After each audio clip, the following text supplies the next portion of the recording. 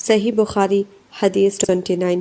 قال النبی صلی اللہ علیہ وسلم اریت النار فاذا اکثر اہلها النساء یکفرن قیل ایکفرن باللہ قال یکفرن العشیر ویکفرن الاحسان لو احسنت الى احدہن الدہر ثم رأت منک شیئا قالت ما رأیت منک خیرا قط۔ نبی صلی اللہ علیہ وسلم نے فرمایا مجھے دوزخ دکھائی گئی اور اس میں زیادہ تر عورتیں تھیں جو کفر کرتی ہیں۔ کہا گیا حضور کیا وہ اللہ کے ساتھ کفر کرتی ہیں؟ آپ صلی اللہ علیہ وسلم نے فرمایا کہ خاوند کی ناشکری کرتی ہیں اور احسان کی ناشکری کرتی ہیں۔